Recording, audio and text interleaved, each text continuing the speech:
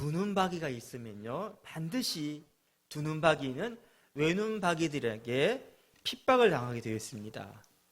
이 외눈박이, 두눈박이는 뭐냐면 제가 은유적으로 이야기하는 거예요. 외눈박이는 보이는 것만을 보며 사는 사람들입니다. 사람이 보이는 것만 보고 살면요, 보이는 것을 보고 싶은 대로 봐버립니다. 두눈박이는 반대로요, 보이는 것 이면의 것을 보는 존재, 다시 말하면 봐야 할 것을 보는 존재입니다. 오늘 말씀도 마찬가지예요. 지금 보세요. 당나귀 눈에는 보이고 발람 눈에는 안 보이죠. 무엇이요? 칼을 빼들어가지고 지금 발람을 죽이러 기다리고 있는, 사악한 길로 걸어가려는 발람을 지금 때리려고 준비하고 있는 하나님의 사자가 나귀 눈에는 보이는데 발람 눈에는 안 보인단 말이에요.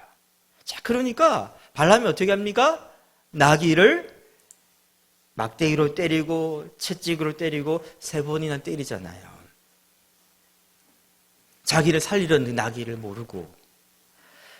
저는요, 오늘 이 말씀이 참 어떻게 보면 유머가 있다고 생각합니다. 왜냐하면 발람은 뭐 하는 사람이냐면 하나님의 선견자입니다. 선견자는요, 먼저 보는 사람이에요. 선지자입니다. 먼저 보기 때문에 먼저 아는 사람이에요. 반대로 나귀는 고대 사회에서 가장 어리석은 동물로 여겨지던 그런 존재입니다. 여러분 이솝우화 읽어보셨죠? 거기 나귀에 가끔 나오죠, 그렇죠? 소금 찌고 가다가 물에 들어가니까 가볍네 해가지고 그 다음에 솜 찌고 가다가 물에 들어가서 막 힘들어가지고 고통당하는 그 나귀, 어리석은 존재를 가리킬 때 아유 당나귀 같아 그렇게 비웃거든요. 그러니까 지금 무슨 말을 하고 있는 겁니까? 선견자인 발람이 나귀보다 못하네 이야기를 하고 있는 거예요. 지금 자기가 죽을 길인지도 모르고 아침부터 신이 나가지고요, 행장을 꾸리고요, 룰랄 노래 부르면 마치 우리가 어릴 때 소풍 가는 날처럼 그렇게 가고 있는 거예요. 지금 나귀 눈에는 지금 하나님의 사자가 진노에 칼을 들고 있는데 발람 눈에는 그게 안 보이는 거예요. 나귀 눈에는 보이는데. 그러면 왜 발람은 이렇게 눈이 멀어버렸을까요? 선견자, 먼저 봐야 될 사람이 왜 이렇게 보는 눈을 잃어버렸을까요? 그 이유에 대해서 베드로후서 2장 15절에는 이렇게 말하고 있습니다. 우리 말씀 같이 읽어볼게요. 베드로후서 2장 15절 말씀 시작. 그들이 바른 길을 떠나 미혹되어 부올의 아들 발람의 길을 따르는도다. 그는 불의의 삭슬 사랑하다가 자기의 불법으로 말미암아 책망을 받되 말하지 못하는 나귀가 사람의 소리로 말하여 이 선지자의 미친 행동을 저지하였느니라. 무엇을 사랑하다가? 불의의 삭슬 사랑하다가. 그 발람이 걸어가는 길은 어떤 길입니까? 사망의 길이에요. 바로 그 길을 걸어가는 것이 미친 행동이라는 것입니다. 다시 말하면 불의의 삭슬 사랑하는 마음, 탐심 때문에, 탐욕의 마음 때문에 눈이 멀어버리는 거예요. 그의 마음 가운데 하나님을 경외하는 선지자의 마음이 불의한 삭, 돈을 사랑하는 마음으로 덮여가지고 결국 영적인 눈이 닫혀버린 어리석은 자가 되어버렸다는 것입니다. 이처럼 탐욕은 우리를 당나귀보다 못하게 미련하게 만들어버립니다. 자, 그럼 제가 여러분께 질문하겠습니다. 여러분은 탐욕스러운가요? 여러분은 탐심의 사람입니까? 자, 이렇게 질문하면 대부분의 사람들은요, 아니요라고 이야기합니다. 당신의 마음 가운데 성욕이 있습니까? 성적인 욕망이 있습니까? 성공에 대한 욕심이 있습니까? 다른 사람 인정받고 유명해지고 싶은 그런 명예욕이 있습니까? 라고 물으면 사람들은 네, 그런 것 같아요 라고 쉽게 수긍하는데, 당신은 탐욕의 사람입니까? 물으면요, 아니요, 난 탐욕스럽지 않습니다 라고 대부분 사람 말합니다. 탐욕스럽다는 것은 스크루지 영감 같은 사람한테 해당되는 말이지, 재벌들, 부자들, 노동자들을 착취하는 악덕 기업가들, 이런 사람들이 탐욕스러운 사람들이지, 나는 그냥 보통 사람인데요, 난 사치스럽지 않고 검소한 사람인데요, 나는 다른 사람에게 인색하지 않은 사람인데요 라고 이야기하면서 탐욕스럽다는 말을 극도로 거부합니다. 근데 여러분, 우리가 살고 있는 이 시대, 우리가 속한 이 문화는 어떤 문화입니까? 이 시대의 사조를 단 한마디로 표현한다면요, 자본주의 사회 아니겠습니까? 돈이 중심되는 세상이란 말이죠. 한 걸음 더 나아가지고 우리 미래 세대들은 우리를 가르쳐 이렇게 말할 거예요. 그 당시 사람들은 물질 만능주의 시대에 살았다. 돈이면 다 돼! 라고 하는 세상 가운데 살았다는 거죠. 그러니까 우리가 자각하든 자각하지 못하든 이미 우리는 탐욕에 깊이 젖어져 있습니다. 우리의 선택과 결정 가운데는요, 탐욕이 동기될 때가 굉장히 많습니다. 한번 이야기해 볼까요? 제가 20대 때 제 친구들한테 모여가지고 친구 자취방에 밤을 새면서 이런저런 막 이야기 나눕니다. 여러분 그런 경험 있으시죠? 이야기를 나누면요, 처음 주제는 다양하게 시작합니다. 앞으로 우리가 어떤 그 직업을 가지면 좋을까? 아니면 뭐 학과 공부 이런 어려움인데 어떻게 하면 좋을까? 아니면 우리가 지금 준비하고 있는 이 어떤 프로젝트를 어떻게 하면 우리 잘할 수 있을까? 아니면 뭐 연예인 이야기든지 아니면 스포츠에 관한 이야기든지 막 어떤 다양한 이야기로 시작한단 말이에요. 그런데 기승전결이 뭔지 아십니까? 결론이? 마지막에 무슨 이야기 끝난 줄 아세요? 여자 이야기로 끝나요. 이성에 대한 관심이 가득하기 때문에 어떻게 하면 이성 교제 잘할 수 있을까? 막 이런 이야기로 끝난단 말이에요. 근데 지금 만나서 이야기하면요, 주로 어떤 이야기 할까요? 기승전, 뭐 아이 이야기로 시작했다가 뭐 직장 이야기로 시작했다가 나중 결론이 뭔지 아십니까? 돈 이야기로 끝나요. 야, 비트코인이 어떻게 했는데 어떻게 됐다.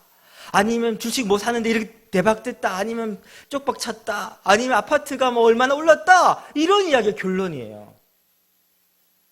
이 저희 세대만 그런 게 아니라 나이가 젊으나 아니면 많으나 지금이 돈에 대한 우리의 관심, 이 한 가지로 세대 간의 그 어떤 뭐랄까 간격이 다 사라져 버립니다. 심지어 이념의 차이도 사라져 버려요. 좌파나 우파나 관심 없어요. 나중에 돈에 대해서는 똑같은 마음이에요. 다 기승전 돈 이야기예요. 그러니까 우리는 지금 만몬이란 그 신에 대한 숭배로 대동단결되어 있는 거죠. 우리나라만 그런 게 아닙니다, 여러분. 미국 월스트리트, 증권가이죠, 그렇죠? 거기 돈에 대한 관심 많은 사람들 거기만 있는 게 아니라 북한의 저 시골 장마당이라고 아시죠? 거기 가도 모든 아젠다, 모든 의제를요, 결론이 뭐냐면 돈이에요, 돈. 이 돈에 대한 관심이 다른 모든 의제들을 마치 블랙홀처럼 다 삼켜버립니다. 다 소용돌이 쳐가지고 흡수해버립니다. 다들요, 돈 이거예요. 이거는 사회의 문화적인 어떤 외부적 환경만 그렇습니까? 곰곰이 여러분 내면 한번 살펴보세요. 여러분 마음을 고요하게 하고 가만히 있어 보세요. 그럼 무슨 생각이 이렇게 스멀스멀 떠오를까요? 우리 가운데? 대부분 돈이에요.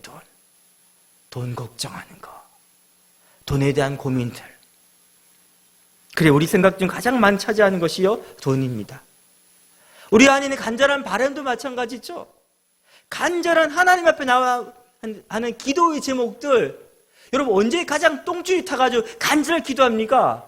돈 문제. 돈 때문에 힘들면요, 간절히 기도하잖아요, 여러분. 간절한 소원은 돈이에요. 여러분, 감정을 조정하는 게 뭔가요? 무엇에 여러분 기분이요? 좋았다, 나빴다, 화가 났다가 행복했다 그런가요? 주로 이거 아닌가요? 주식이 올랐대. 그럼 기분 좋은데 주식이 떨어지면요, 낙심이 되고.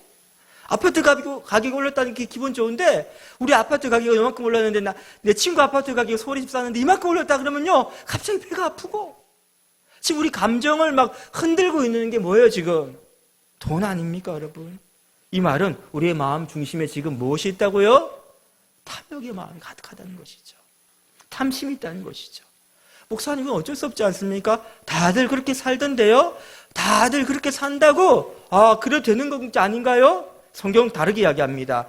골로새 3장 5절 말씀 같이 한번 읽어볼게요. 시작. 그러므로 지체를 죽이라. 곧 음란과 부정과 사욕과 악한 정욕과 탐심이니 탐심은 우상 숭배니라. 탐심은 뭐라고요? 우상을 숭배하는 거예요. 만몬이란 돈의 신을 지금 섬기고 있다는 말입니다. 목사님, 난 돈을 간절히 갈망하지 않는데요. 여러분, 돈을 사랑하는 것만 돈 섬기는 게 아니에요. 돈을 걱정하는 거, 그것도 돈을 섬기는 방식이에요.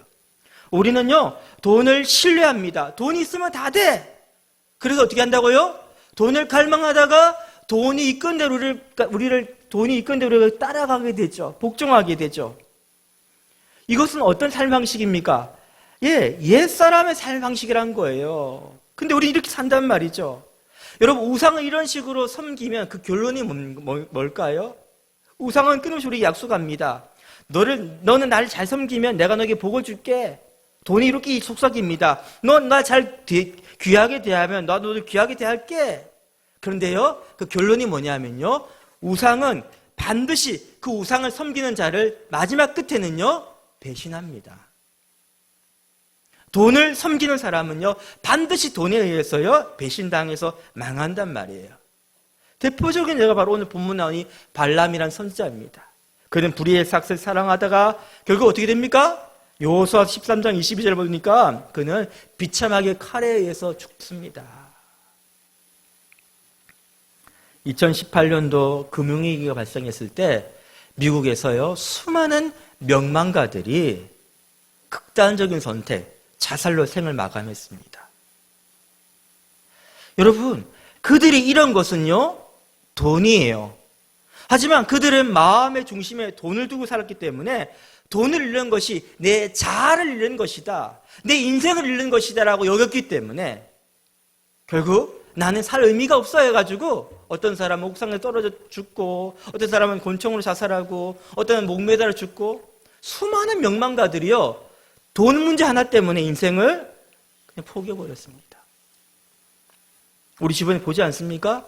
참 존경받던 인물인데, 한참 지혜로운 사람인데, 나이가 드는데 점점 돈에 대한 이 탐욕의 마음 때문에 삶이 너무 비굴해지고 추해지고, 그리고 비참하게 이렇게 부정한 것을 탐하다가 정말 사람 손가락질 당하면서 그렇게 쓸쓸하게 사라지는 모습들, 그게 남의 인생일까요? 우리 가운데 탐심이 있다면요, 우리도 마찬가지라는 거예요. 돈의 위험성에 대해서, 탐심의 위험성에 대해서 바울 사도는 아들과 같은 디모데에게 이렇게 권면합니다. 같이 한번 읽어볼게요. 시작. 돈을 사랑함이 일만하게 뿌리가 되나니 이것을 탐내는 자들은 미혹을 받아 믿음에서 떠나 많은 근심으로써 자기를 찔렀도다. 돈을 사랑하는 것이 무엇의 뿌리라고요? 일만하게 뿌리래요. 돈을 사랑하는 사람은 반드시 어떻게 된다고요? 근심 걱정으로 돈으로 자기를 찌른대요. 자해한대요. 더 무시무시한 게 뭐냐면, 돈을 사랑하는 사람 무엇을 떠난다고요? 믿음을 떠난다는 거예요. 여러분, 돈의 문제는 우리 보통 그냥 삶의 어떤 한 부분 정도 문제가 아니라 무엇과 직결되는 문제입니까? 영혼의 문제예요. 구원의 문제예요. 돈을 사랑하다가는 어떻게 된다고요? 구원받지 못한다는 거예요. 그 대표적인 예가 바로 성경에 나온 부자 청년 이야기입니다. 그가 지금 영생을 얻기 위해서, 구원받기 위해서 예수님을 찾아왔습니다. 번지수를 잘 찾아온 거죠, 그렇죠? 그리고 그가 이렇게 고백합니다. 주님, 내가 모든 계명을 다 지켜왔습니다. 어릴 때부터 지금까지. 예수님 인정하셨어요. 근데 한 가지 요구하십니다. 뭔가요? 너의 재산 다 팔아가지고 구제하고 나를 따르라. 그가 심각하게 고민합니다. 무엇과 무엇을요? 자신의 구원의 문제와 돈의 문제를. 여러분, 두 개를 저울에 올려두면 어떤 게 더 훨씬 중요한 가치입니까? 돈인가요? 구원인가요? 구원이잖아. 근데 그는요, 돈을 선택한다고요. 무시무시한 거예요, 돈의 영향력이. 쉽게 볼 문제가 아니에요, 여러분. 두 가지 다 취하고 올 길은 없어요. 돈을 사랑하는 사람은 구원받지 못합니다. 반대로 삭개오라는 세리가 있죠. 그 예수님의 초청을 받고요. 예수님이 그를 친구로 대해주셨기 때문에요. 예수님이랑 너무 귀한 그가 구세주를 만나고 난 다음에요. 그 벅찬 감격 가운데 그의 신앙 고백이 이렇게 합니다. 어떤 방식으로요? 주님, 제가 살아오면서 세리를 하면서 부당하게 착취해서 제가 이게 얻어낸 불의한 삭들을 4배를 원래 사람에게 돌려주겠습니다. 그리고 제가 정당하게 얻은 수익 나머지 가운데서 절반을 가난한 사람을 구제하겠습니다. 그래서 예수님 뭐라고 대답하십니까? 이 집에 구원이 임하였다고. 다른 것이 아니에요. 지갑의 회심을 가운데서 네가 구원받은 사람이구나를 인정했다는 거예요. 여러분, 이건 굉장히 중요한 문제입니다. 돈을 사랑한다는 것은 다시 말하면 하나님을 섬기고 있지 않다는 거예요. 예수님께서 이 부분에 명확하게 이야기하십니다. 누가복음 16장 13절에서 같이 읽겠습니다. 시작. 집 하인이 두 주인을 섬길 수 없나니 혹 이를 미워하고 저를 사랑하거나 혹 이를 중히 여기고 저를 경외할 것이니라. 너희는 하나님과 재물을 겸하여 섬길 수 없느니라. 우리 그토록 원하는 거, 재물, 하나님 양손 잡으면 안 될까요? 두 개 다 사랑하면 안 되나요? 예수님 분명히 말씀하시죠. 재물을 사랑하면서 나를 사랑할 수 없어. 그거는 뭐예요? 한 여자가 두 남자 사랑하는 영적인 간통이야, 간음이야. 그건 불가능해. 분명히 선언하십니다. 이 말씀을 전하는 저 역시도 돈의 위력 앞에 다 유혹당하는 존재입니다. 저는 목사가 되면요, 목사의 길을 걸어가면 돈 문제는 고민 안 할 줄 알았어요. 근데 여러분, 우리가 발을 디디고 있는 이 상경 가운데서 저는 끊임없이 우리에게 이렇게 미혹합니다. 너 나 없으면 불행해질 거야. 너 나 없으면 못 살 거야. 그렇게 우리에게 속삭입니다. 여러분, 이런 돈에 우리를 향한 속삭임과 유혹으로부터 어떻게 우리 영혼을 지킬 수 있을까요? 어떻게 이 돈으로부터 자유를 얻을 수 있을까요? 어떻게 우리가 돈이 하는 거짓 약속에 미혹되지 아니하며 하나님의 백성답게 당당히 살 수 있을까요? 오늘 저는요, 굉장히 중요한 구원의 문제에 대한 이야기 하는 거예요, 여러분. 첫 번째 방법이 이겁니다. 골로새 3장 3절 말씀 같이 읽어볼게요. 시작. 이는 너희가 죽었고 너희 생명이 그리스도와 함께 하나님 안에 감추어졌습니다. 아멘. 여러분, 우리 가운데서 평생 돈에 대한 욕망을 우리 마음에 발견하게 될 거예요. 그런 어떤 탐심의 마음이 이렇게 쑥 올라오는 거 수만 번 경험하게 될 거예요. 그 순간에 여러분 오해하지 마시기 바랍니다. 이 욕망이 있기 때문에 나는 욕망이 결정하는 그런 자아가 아니라는 거예요. 다시 말하면 탐욕의 마음이 생기면 무엇을 탐해야 되는, 그것에 끌려다니는, 욕망에 끌려다니는 존재가 이미 아니라는 거예요. 욕망은 있습니다. 탐심은 있습니다. 하지만 그것이 우리의 삶을 결정짓지 못한다는 거예요. 왜? 그렇게 그 옛 욕망에 이끌려 살던 옛 자아는 어떻게 됐다고요? 그리스도와 함께 십자가에 못 박혀 이미 죽었다는 것입니다. 여러분, 속지 마세요. 그런 욕망이 생긴다고 해서 나는 원래 그래, 난 돈 없으면 못 살지, 난 원래 그런 존재였어 라고 쉽게 항복하지 마세요. 그 옛 자아는 이미 십자가에 못 박혀 죽었습니다. 너희가 이미 죽었다고 선언합니다. 이것은요, 여러분 느낌과 상관없어요. 여러분 과거의 경험과 상관없어요. 이거는 믿음으로 붙잡는 거예요. 자아를 부인한다는 표현하는 것이죠. 옛 자아는 이미 죽었다를 선언하는 거예요. 그리고 욕망이 일어날 때마다 그냥 그래 또 욕망이 끌려가는구나, 이게 아니에요. 그런 탐심의 마음은 있지만 탐심이 나를 지배하지 못하는 이유가 탐심에 영향받던 옛 자아는 십자가에 이미 죽었기 때문이야. 이 말씀 믿음 받아들이는 거예요. 첫 번째. 이게 첫 번째입니다. 두 번째 어떻게 하는 겁니까? 내가 이제 예수 사람이 되었다는 거예요. 할렐루야. 9절과 10절 말씀 읽어볼게요. 시작. 너희가 서로 거짓말을 하지 말라. 벗어버리고 새 사람을 입었으니 자기를 창조하신 이 형상을 따라 새롭게 하심을 입은 자니라. 아멘. 여러분, 어떤 존재라고요? 새로운 피조물이라는 거예요. 여러분 어떤 존재라는 거예요? 새 사람을 입었다는 거예요. 여러분 새 사람 누굽니까? 예수 사람을 입었다는 거예요. 할렐루야. 여러분 이제 예수 사람이 되었다는 거예요.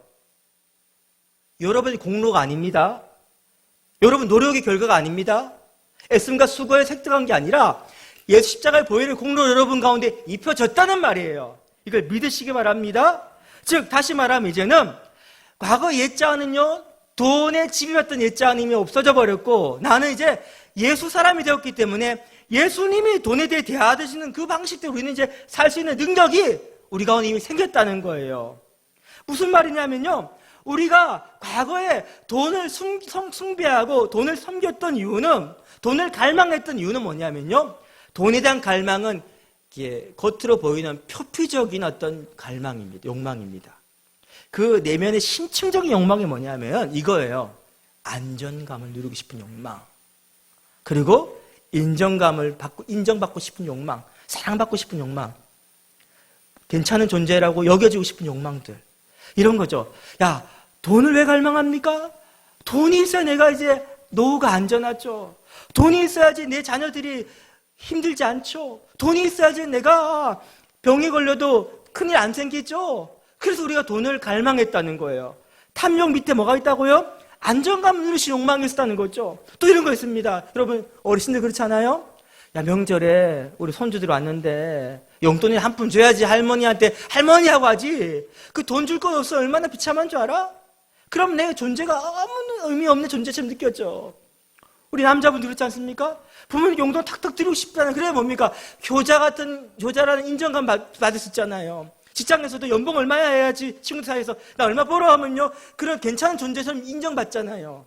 다시 말하면 내가 괜찮은 존재다, 의미 있는 삶이다, 존중받고 싶은 욕망들이 있기 때문에, 인정받고 싶은 욕망, 사랑받고 싶은 욕망 때문에 돈을 우리가 탐욕을 부린다면 돈에 대해서.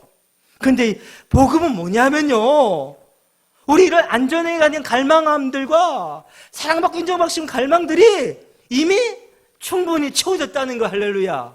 누구로요? 예수 그리스도로 인해서. 예수 그리스도로 인해서 우리의 사람들, 우리는 하나님께 어떻게 여기신다고요? 예수 사람으로 우리가 뭘 해서가 아닙니다. 돈이 있고 상관없이 이미 하나님의 가장 소중한 존재라고 인정해 주신다는 거예요. 하나님 소중한 존재이기 때문에 끝까지 책임지시고 보호해 주신다는 거예요. 다시 말해 우리는 돈의 안정감을 누릴 필요가 없는 거예요. 돈으로 인정받을 필요가 없는 거예요. 왜? 그리스도 안에서 우리의 모든 결핍들이 충분히 채워졌기 때문에. 그 방식이 무엇입니까? 그리스도께서 우리를 위해서 친히 가난해지신 거예요. 한번 말씀 읽어볼게요. 시작. 고린도후서 8장 9절입니다. 시작. 부유하신 이로써 너희를 위하여 가난하게 되심은 그의 가난함으로 말미암아 너희를 부유하게 하려 하심이라. 예, 예수 그리스도는요, 천지를 다 말씀으로 창조하신 창조주셔요. 만물의 주인이셔요. 근데 그분이 이 땅에 어떻게 오셨습니까? 아무것도 가진 거 없는 그냥 구유에 누인 아기로 오셨잖아요. 그렇게 완전히 가난해진 이유가 뭘까요? 그럼 마지막 순간에 십자가에 매달려서 벌거벗어서 아무것도 가지지 않는 철저하게 버려 주시죠. 그렇죠? 그 이유가 무엇입니까? 우리를 부유하게 하기 위함이에요. 다시 말하면 그분이 십자가에서, 그분이 구유에서 얼마나 가난해진 우리가 목격했잖아요. 그것이 우리에게 뭐의 증거가 됩니까? 그만큼 우리가 하나님으로 또 놀라운 부유함을 이미 받았다는 거예요. 풍성한 사랑을 받고 존귀한 존재가 되었다는 증거라는 거예요. 십자가를 바라보게 될 때 우리는 얼마나 하나님으로부터 소중한 존재이며, 그러니까 우리 하나님 얼마나 소중히 책임지신가를 확인할 수 있는 거예요. 공중에 나는 새를 보세요. 들에 핀 꽃을 보세요. 하나님 먹이시고 입히시는데 아들을 내어주신 하나님께서 우리를 책임지지 않겠다고요? 아니죠. 반드시 우리를 보호하신다는 거죠. 그래서 우리는 돈의 보호벽이 필요 없는 거예요. 돈으로서 우리 지위를 높일, 자존감을 채울 필요가 없는 거예요. 이미 우리는 충분하니까. 할렐루야. 이게 바로 예수 믿는 사람이에요. 그 결과 우리 돈이 우리를 유혹해도 당당해질 수 있는 거죠. 왜? 이미 풍성하게 채워져 있으니까. 그것에 별로 개의치 않는 거예요. 예를 들어 드릴게요. 이거 맞습니다. 자, 제가 우리 아내로부터 엄청난 사랑을 받고 있습니다. 아내가 나만 보면요, 얼굴에도 빛이 비쳐요. 너무 날 사랑하기 때문에. 아내가 나의 모든 결핍을 다 채워줘요. 늘 맛있는 음식을 내한테 대접하고 나를 마치 왕처럼 이렇게 존귀하게 여깁니다. 그런데 제가 어느 날 어디 갔더니 그 판무 파탈이라 그러죠? 아주 내세적인 여자가 저를 싹 유혹합니다. 그 이효리 노래 가운데 10minutes 있잖아요. 나는 어떤 남자 10분이면 다 내가 유혹할 수 있어. 그 정도 수준의 여자가 나를 싹 유혹합니다. 제가 어떻게 반응할까요? 그 여자 보면서 따라갈까요? 그때 언제입니까? 아내로부터 충분한 사랑받음과 풍성함이 없을 때는 그럴 수 있겠어요. 하지만 지금 뭡니까? 아내로부터 풍성한 사랑받고 있는데 넘치도록 차고 있는데 그것이 부러울까요? 그렇지 않다는 거예요. 그 순간 제가 이렇게 하죠. 반지를 딱 보여주면서 나는 이미 짝이 있어요. 거들떠도 안 보게 되는 거예요. 바로 이 원리예요, 여러분. 돈은 우리에게 미혹합니다. 하지만 우리는 이미 하나님으로 충분히 부유한 존재가 됐기 때문에 돈? 그래. 이거 되는 거 이게 바로 그리스도인의 당당함입니다. 예수님이 그러셨죠. 예수님께서 40일 금식하고 계셨을 때 마귀가 와서 이렇게 유혹합니다. 돌을 가지고 떡을 만들어 드세요. 이게 뭐예요? 돈의 위력 아니겠어요? 우리가 느낀 돈의 위력은 돌도 떡을 만들지 않습니까? 그렇죠, 여러분? 그때 예수님 뭐라 하십니까? 나는 그 떡으로 사는 존재가 아닌데 이미 나 하나님의 말씀으로 충만히 채워졌는데 바로 이거예요. 돈이 결코 위력을 못 발휘하는 존재가 누구냐? 바로 돈을 무시한 사람들이에요. 언제 우리가 돈으로 자유로워질 수 있습니까? 언제 내가 돈 걱정하지 않고 살까? 여러분 똑같은 고민 아닙니까? 아유 주님, 내가 언제 돈 걱정하지 않고 살까요? 우리 이렇게 고민하는 거야. 돈이 많아지면 돈 걱정하지 않을 거라고. 천만의 말씀. 이재용 회장이라도 그 돈이 많아도요 돈 걱정하고 삽니다. 돈을 많이 가진다고 돈 걱정하는 게 아니라 돈보다 더 풍성한 하나님 은혜 안에 충만하기 때문에 돈이 내게 큰 의미가 없어. 넌 절대 가치와 영향을 발휘하지 않아. 무시할 수 있는 바로 그 사람이에요. 바로. 그러니까 우리 고민 자꾸 돈을 어떻게 벌까 고민인데 고민 자체 잘못된 거예요. 돈은 버는 게 아니라, 따라서 돈은 버는 게 아니다. 돈은 받는 것이다. 목사님 그 뭔 소리입니까? 신명기 8장 말씀 같이 읽어볼게요. 시작. 내 하나님 여호와를 기억하라.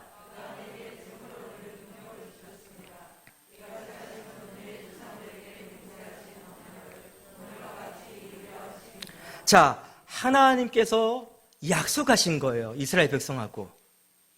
네가 내 명령을 잘 준행하면, 이 언약 관계를 잘 지키면 그 복으로서 어떻게 하시겠다고요? 너에게 재물 얻을 능력을 이미 주셨다. 여러분, 가장 부유하신 분이 누구십니까? 하나님이에요. 돈은 하나님께서 주시는 거예요. 할렐루야. 이게 사실이에요. 돈을 버는 게 아니에요, 여러분. 돈을 버는 방법 막 있다고 그러죠? 투자 전문가도 주식 투자하다가 망하는 게 부지기수예요. 누가 그러더라. 인공지능이 개발됐기 때문에 이제 인공지능이 우리를 투자를 인도하면 괜찮다. 근데 존 리라고 우리 개미들의 어떤 영웅 아닙니까? 그 사람이 이렇게 인터뷰 때 이야기하더라고요. 주식을 팔고 사는 이 타이밍을 선택하는 것이 사람은 불가능합니다. 근데 인공지능도 사람이 만들었기 때문에 똑같습니다. 무슨 말이에요? 그래요. 돈을 버는 거는 사람의 능력 밖이에요. 그게 내가 하는 게 아니에요. 어떻게 하면 됩니까? 하나님 말씀대로 순종하고 나아가면 하나님께 우리 가운데 그 능력을 주신다는 거예요. 목사님 거짓말 아닙니까? 증거가 있잖아요. 유대인들, 물론 그들이 선하다는 거 아니지만 그들 삶의 패턴이 뭐예요? 언약 백성 방식대로 따라가니까 뭡니까? 예, 그들이 부유하잖아요. 다시 말하면 우리의 고민 잘못된 거예요. 돈을 어떻게 벌게 고민이 아니라 어떻게 쓰느냐를 고민해야 됩니다. 하나님께서 우리에게 주시려고 그러는데 준비가 안 된 사람한테 애들이 그럽니다. 아빠, 나 저기 이 군용 칼 하나 사주세요. 그러면요, 여러분 애들 사줍니까 안 사줍니까? 못 사줘요. 왜? 그거 좀 큰일 나죠. 똑같은 거예요. 수술용 메스가 의사 손에 들이면 사람을 살리지만 강도의 손에 들리면요 사람을 해치기도 하고 자기도 끝내 해칠 수밖에 없는 거예요. 그래서 돈의 유혹으로부터 자유함을 얻을 수 있는 그 준비가 된 사람, 그게 필요한 거예요. 돈을 잘 쓸 수 있는 사람, 그게 준비가 되어야 되는 거예요. 우리 자녀한테 그 방법을 가르쳐주면요, 돈의 유혹과 강력한 세력으로부터 자유함을 누릴 수 있는 다시 말해 돈을 무시하는 방법도 그걸 가르쳐야 된다는 거예요. 여러분께 오늘 말씀드리겠습니다. 돈을 무시하는 방법. 돈은요, 자기를 무시하면 못 견딥니다. 왜? 늘 왕 대접받다가 그를 무시해버리면요, 그의 마음을 지배하지 못해요. 다스리지 못해요. 돈을 지배하고 다스리는 방법, 돈을 무시하는 방법. 첫 번째 뭐냐면요, 따라합시다. 드리십시오. 하나님께 드리십시오. 헌금은 여러분 하나님을 위해 하는 게 아닙니다. 하나님이 돈이 부족합니까? 돈 없어 하나님이 못하십니까? 그거 아니에요. 헌금을 하는 건 여러분 세금 내듯이 하면 안 됩니다. 의무감, 부담감 하면 안 됩니다. 어떻게 하시라고요? 헌금을 하시면서 나는 돈으로 사는 게 아니라 하나님 나를 돌보시고 책임지십니다를 고백하는 거예요. 그리고 하나님께 감사를 고백하면서 돈의 주권자가 내가 아니라 하나님이심 인정하는 거예요. 난 청지기임에 불과함을 고백하는 거예요. 그 순간 우리는요, 돈의 영향력으로부터 자유로워지는 거예요. 넌 나한테 절대적이지 않아를 선포하는 시간이란 말입니다. 그러니까 이 시간이 굉장히 믿음의 순간이에요. 믿음의 고백이에요. 두 번째 뭘까요? 나누시기 바랍니다. 나누시기 바랍니다. 여러분, 돈을 날 위해 쓰는 사람은 결코 나만을 위해 쓰는 사람은요, 돈으로부터 자유로울 수가 없어요. 하지만 돈을 가지고 다른 사람을 위해서 사용한 순간부터 우리는 탐심, 탐욕으로부터 자유를 누릴 수 있는 거예요. 돈으로 다른 사람을 베풀 때 누리는 행복을 경험하시기 바랍니다. 이 행복은요, 반사의 행복이에요. 내가 기쁜 것도 좋지만, 여러분 그렇잖아요. 여러분 맛있는 거 먹어도 배부르죠. 기분 좋죠? 하지만 그 맛있는 거 가지고 사랑하는 이를 대접하면 어떻습니까? 우리 애들 먹으면 어떻습니까?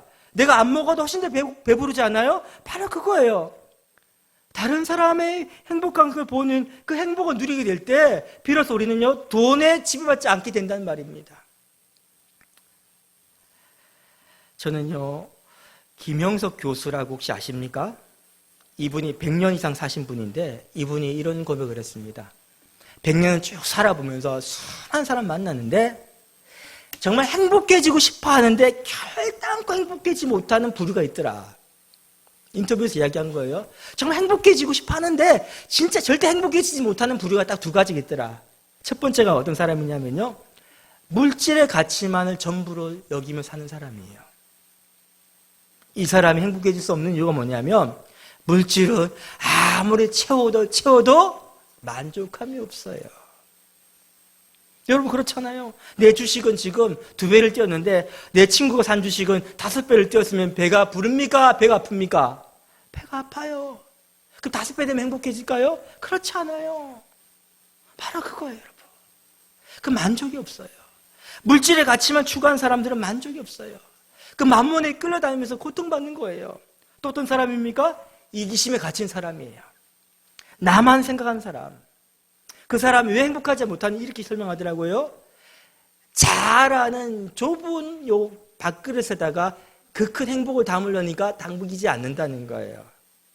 밥그릇이 확장돼야지 그 행복이 담길 수 있다는 거죠.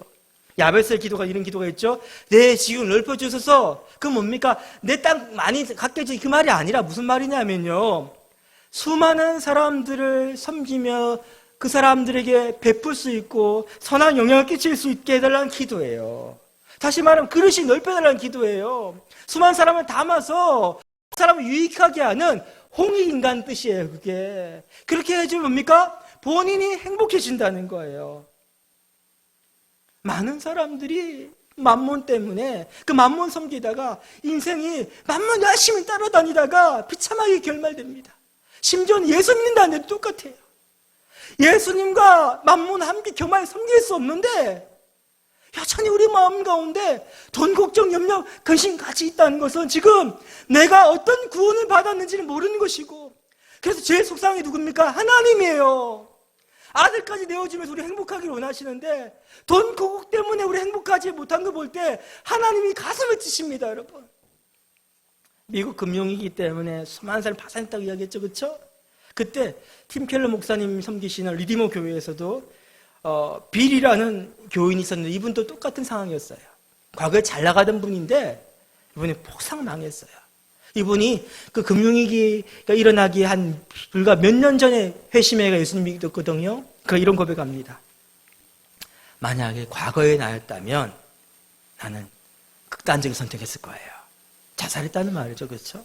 왜? 과거의 나는 돈을 벌어야만 자신의 가치가 있는 사람이라고 그렇게 여기는 사람이었고, 돈이 있어야만 나는 안정감을 누리는 사람이 생각했었기 때문에, 돈이 사라지면 내 전부가 사라졌기 때문에 난 절망했을 거라고.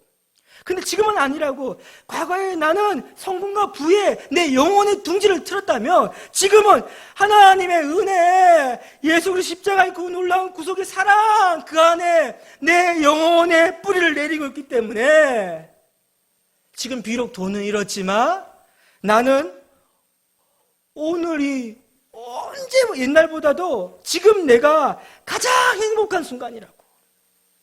가장 행복하다고 지금이. 폭삭망은 지금 가장 행복하다고. 사랑하는 여러분, 오늘 말씀을 묵상하시면서 이 발람의 비참한 처를 보면서 어리석은 모습 보면서 이게 남의 일 아닙니다. 여러분 주인은 누굽니까? 여러분이 기뻐하고 행복한 이유가 무엇입니까?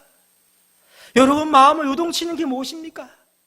혹시 탐심이라면 그것이 얼마나 심각한 문제 기억하시면서 이 시간 우리를 위해 너무나 모든 걸 다 주신 하나님 사랑 앞에 나아가심을 통해서 참 행복을 누리시길 축복합니다.